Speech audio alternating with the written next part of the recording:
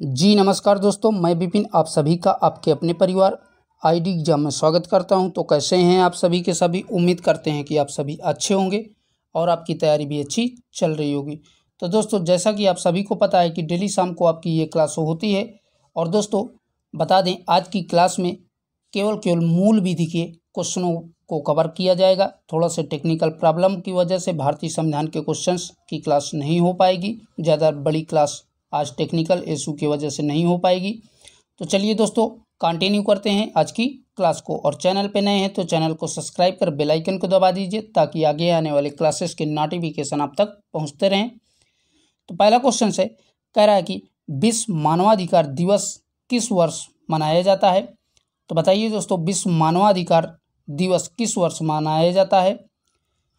तो right answer हो जाएगा ऑप्शन नंबर डी, 1948 से लगातार विश्व मानवाधिकार दिवस मनाया जाता है। और दोस्तों इस क्लास में, आज की क्लास में मानवाधिकार से संबंधित जितने भी टाइप्स के क्वेश्चंस बनेंगे वो सारे के सारे कवर किए जाएंगे।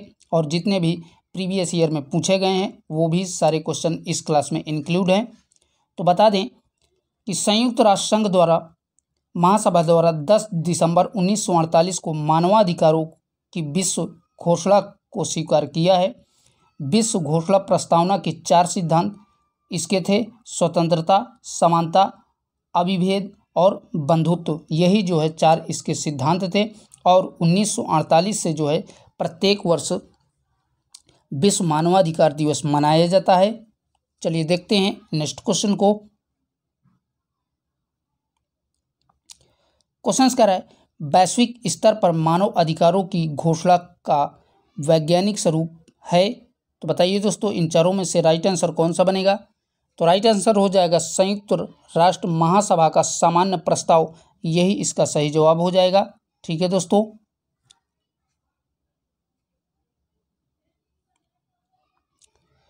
क्वेश्चन कह रहा है, निम्न में से कब विश्व मानवाधिकार दिवस मनाया जाता है। तो बताइए दोस्तों, विश्व मानवाधिकार दिवस कब मनाया जाता है। मोस्ट इंपॉर्टेंट है। तो आप सभी को पता होगा कि 10 दिसंबर को विश्व मानवाधिकार दिवस मनाया जाता है। और बता दें, संयुक्त राष्ट्र संघ महासभा ने 10 दिसंबर 1948 को मानवाधिकारों की विश्व घोषणा को स्वीकार किया है। तभी से 10 दिसंबर को प्रत्येक वर्ष विश्व मानवाधिकार दिवस मनाया जाता है। और मानव अधिकारों को संरक्षित करने का यह पहला ठोस कदम भी था। तो याद रखिएगा। चलिए देखते हैं नेक्स्ट क्वेश्चन को। क्वेश्चन कह रहा है, मानव अधिकारों का प्रथम सम्मेलन अंतर्राष्ट्रीय किस जगह में किया गया है। तो बताइए दोस्तों, मानव अधिकार का प्रथम सम्मेलन जो कि अंतर्राष्ट्रीय सम्मेलन किस जगह पर किया गया था पहली बार। तो राइट आंसर हो जाएगा पहली बार तेहरान में किया गया था। तो ऑप्शन नंबर बी आपका करेक्ट हो जाएगा। और बता दें, मानव अधिकार का प्रथम अंतर्राष्ट्रीय सम्मेलन तेहरान में 22 अप्रैल से लेकर के 13 मई तक 1967 में आयोजित किया गया था। तो याद रखिएगा। चलिए देख लेते हैं अगले क्वेश्चन को।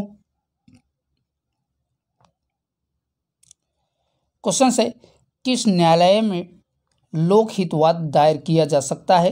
तो बताइए दोस्तों, किस न्यायालय में लोकहित दायर किया जा सकता है। ऑप्शन है किसी भी न्यायालय में, दूसरा कह रहा है सर्वोच्च न्यायालय में, तीसरा कह रहा है उच्च न्यायालय में, और लास्ट कह रहा है बी व सी दोनों।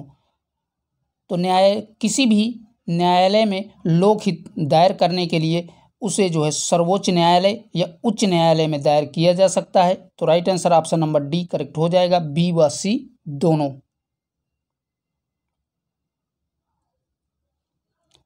क्वेश्चन कह रहा है, संयुक्त राष्ट्र संघ द्वारा मानव अधिकार परिषद की स्थापना किस वर्ष से की गई थी। तो बताइए दोस्तों, मानव अधिकार परिषद की स्थापना किस वर्ष की गई थी। तो राइट आंसर हो जाएगा ऑप्शन नंबर बी करेक्ट हो जाएगा, 2005 में जो है मानव अधिकार परिषद की स्थापना संयुक्त राष्ट्र संघ द्वारा की गई थी। और बता दें, संयुक्त राष्ट्र संघ द्वारा सर्वप्रथम मानव अधिकार परिषद की स्थापना 2005 में की गई थी। और अगर इसके मुख्यालय की बात करें तो इसका मुख्यालय जिनेवा में स्थित है। तो याद रखिएगा। क्वेश्चन है, राष्ट्रीय मानवाधिकार आयोग का मुख्यालय कहाँ स्थित है। तो बताइए दोस्तों, राष्ट्रीय मानवाधिकार का मुख्यालय कहाँ पर स्थित है। तो यह जो है दिल्ली में स्थित है। तो ऑप्शन नंबर डी आपका करेक्ट हो जाएगा। और बता दें राष्ट्रीय मानवाधिकार आयोग का गठन 12 अक्टूबर 1993 में हुआ था और इसका मुख्यालय जो है नई दिल्ली में स्थित है। यह जो है आयोग मानवाधिकारों के संवर्धन और संरक्षण के लिए काम करता है। राष्ट्रीय मानवाधिकार आयोग तो याद रखिएगा किसके लिए, मानवाधिकारों के संवर्धन और संरक्षण के लिए कार्य करता है। चलिए देखते हैं नेक्स्ट क्वेश्चन को। क्वेश्चन कह रहा है विश्व में सर्वप्रथम किस देश ने मानवाधिकार के लिए वैज्ञानिक प्रयास किया था। तो बताइए दोस्तों किस देश ने जो है मानवाधिकार के लिए वैज्ञानिक प्रयास किया था। तो यह जो है ब्रिटेन के द्वारा किया गया था। तो ऑप्शन नंबर सी आपका करेक्ट हो जाएगा।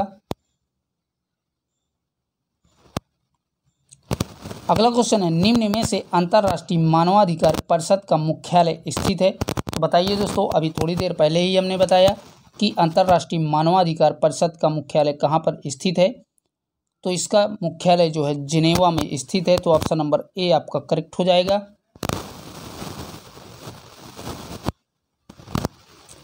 अगला जो क्वेश्चन है कह रहा है कि मानवाधिकार संरक्षण अधिनियम 1993 कब लागू हुआ।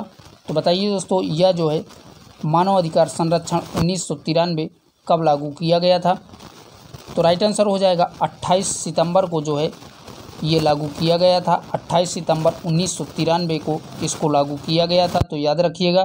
चलिए देखते हैं नेक्स्ट क्वेश्चन को। क्वेश्चन कह रहा है मानवाधिकार संरक्षण अधिनियम 1993 के तहत उसके अध्यक्ष एवं सदस्यों की नियुक्ति कौन करता है।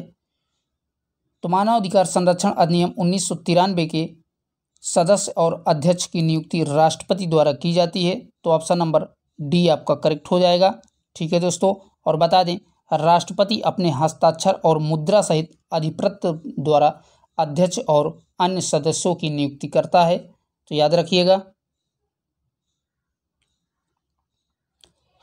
क्वेश्चन कह रहा है राष्ट्रीय एवं राज्य मानवाधिकार आयोग के अध्यक्ष के सिवाय कितने सदस्य होते हैं। तो बताइए दोस्तों इसमें कितने सदस्य होते हैं। तो इसमें जो है कुल मिलाकर के 8 सदस्य होते हैं। तो ऑप्शन नंबर बी आपका करेक्ट हो जाएगा। ठीक है दोस्तों। क्वेश्चन है राष्ट्रीय मानवाधिकार आयोग का अध्यक्ष कौन होता है। तो बताइए दोस्तों राष्ट्रीय मानवाधिकार आयोग का अध्यक्ष कौन होता है। तो राइट आंसर हो जाएगा उच्चतम न्यायालय का पूर्व न्यायाधीश जो है इस आयोग का अध्यक्ष होता है। तो ऑप्शन नंबर ए आपका करेक्ट हो जाएगा।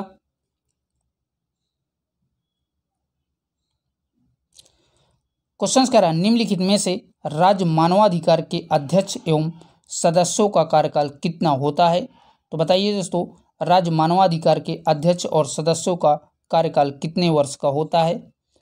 तो राइट आंसर हो जाएगा इनका कार्यकाल 5 वर्षों का होता है। तो ऑप्शन नंबर ए आपका करेक्ट हो जाएगा। क्वेश्चन से राज्य मानवाधिकार आयोग का अध्यक्ष होता है। तो बताइए दोस्तों राज्य मानवाधिकार आयोग का अध्यक्ष कौन होता है। तो राइट आंसर हो जाएगा उच्च न्यायालय का सेवानिवृत्त मुख्य न्यायाधीश जो है इसका अध्यक्ष होता है। तो ऑप्शन नंबर सी आपका करेक्ट हो जाएगा। ठीक है दोस्तों। अगला जो क्वेश्चन है कह रहा है कि राष्ट्र मानवाधिकार आयोग के अध्यक्ष एवं सदस्यों की नियुक्ति कौन करता है। तो ऑप्शन है प्रधानमंत्री, मुख्यमंत्री, राष्ट्रपति या राज्यपाल। तो बताइए दोस्तों इसकी अध्यक्ष और सदस्यों की नियुक्ति कौन करता है। तो राइट आंसर हो जाएगा इसकी अध्यक्ष और सदस्यों की नियुक्ति राज्यपाल द्वारा की जाती है। तो ऑप्शन नंबर डी आपका करेक्ट हो जाएगा। ठीक है दोस्तों। अगला क्वेश्चन है राष्ट्रीय मानवाधिकार आयोग के अध्यक्ष एवं सदस्यों को उनके पद से कौन हटा सकता है। तो बताइए दोस्तों कौन इनको उनके पद से हटा सकता है उसके अध्यक्ष और सदस्यों को। ऑप्शन हैं मुख्यमंत्री, राष्ट्रपति, मुख्य न्यायाधीश या राज्यपाल। तो राइट आंसर हो जाएगा राष्ट्रपति द्वारा जो है अध्यक्ष और उनके सदस्यों को पद से हटाया जा सकता है। अगला क्वेश्चन है मानवाधिकार न्यायालय की स्थापना किसके द्वारा की जाती है। तो बताइए दोस्तों मानवाधिकार न्यायालय की स्थापना किसके द्वारा की जाती है। तो राइट आंसर बनेगा राज्य सरकार उच्च न्यायालय में मुख्य न्यायाधीश की पूर्व सहमत से जो है इसकी स्थापना की जाती है, मानवाधिकार न्यायालय की। तो याद रखिएगा, तो ऑप्शन नंबर बी आपका करेक्ट हो जाएगा। ठीक है दोस्तों, क्वेश्चन कह रहा है राज्य मानवाधिकार आयोग के अध्यक्ष एवं सदस्य कितने वर्ष तक अपने पद पर बने रह सकते हैं? तो बताइए दोस्तों, मोस्ट इंपॉर्टेंट है। तो राइट आंसर हो जाएगा 70 वर्ष तक बने रह सकते हैं। तो ऑप्शन नंबर डी आपका करेक्ट हो जाएगा।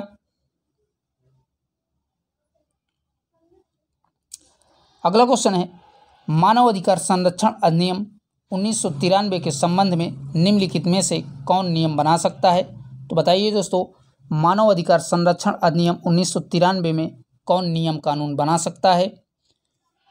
तो ऑप्शन हैं केंद्र सरकार, दूसरा कह रहा है राष्ट्रीय मानवाधिकार आयोग का अध्यक्ष, और तीसरा कह रहा है राज्य सरकार। तो बता दें, केंद्र सरकार और राज्य सरकार दोनों इसमें नियम कानून बना सकते हैं। तो ऑप्शन नंबर डी आपका करेक्ट हो जाएगा। ठीक है दोस्तों,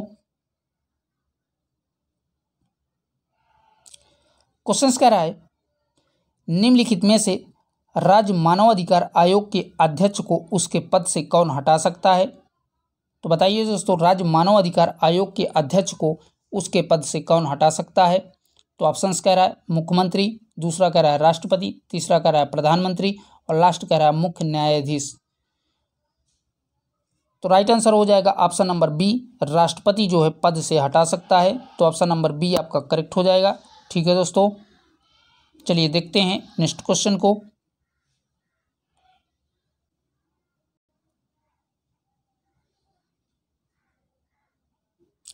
क्वेश्चन कह रहा है निम्न में से कौन लोकहितवाद का सही अर्थ है? तो बताइए दोस्तों, इन चारों में से लोकहितवाद का सही अर्थ कौन सा है? तो राइट आंसर हो जाएगा न्यायालय द्वारा जनता के लिए वाद, यही जो है लोकहित का सही अर्थ है। तो ऑप्शन नंबर सी आपका करेक्ट हो जाएगा। आइए देखते हैं नेक्स्ट क्वेश्चन को। क्वेश्चन है विश्व में सर्वप्रथम किस देश में लोकहितवाद की उत्पत्ति हुई है? तो बताइए दोस्तों, लोकहितवाद की उत्पत्ति सर्वप्रथम किस देश में हुई है? तो राइट आंसर हो जाएगा ऑप्शन नंबर सी करेक्ट हो जाएगा, संयुक्त राज्य अमेरिका में जो है इसकी उत्पत्ति हुई है। ठीक है दोस्तों, याद रखिएगा 2011 में यह पूछा जा चुका है। अगला क्वेश्चन है भारत में लोकहितवाद की उत्पत्ति किस वर्ष के लगभग हुई थी? तो बताइए दोस्तों, भारत में जो है लोकहितवाद की उत्पत्ति किस वर्ष में हुई थी? तो राइट आंसर हो जाएगा ऑप्शन नंबर डी, 1980 के करीब जो है भारत में लोकहितवाद की उत्पत्ति की गई थी। चलिए देखते हैं अगले क्वेश्चन को। अगला क्वेश्चन है भारत में किस न्यायाधीश को लोकहितवाद का प्रणेता कहा जाता है? तो बताइए दोस्तों, भारत में जो है लोकहितवाद का प्रणेता किस न्यायाधीश को कहा जाता है? तो राइट आंसर हो जाएगा कि एस ठाकुर को जो है कहा जाता है भारत में लोकहितवाद का जन्मदाता। तो यही इसका सही जवाब हो जाएगा। ठीक है दोस्तों, तो दोस्तों आज के लिए इतना ही। यहीं तक आज के क्लास में क्वेश्चन थे जो कि हमने आपके साथ कवर किया। और दोस्तों, चैनल को अभी तक आप लोगों ने सब्सक्राइब नहीं किया है तो प्लीज़ आप सभी से रिक्वेस्ट है कि चैनल को भी सब्सक्राइब कर दीजिए। फिर मिलेंगे एक नई क्लास के साथ, तब तक के लिए बाय बाय, टेक केयर, जय हिंद।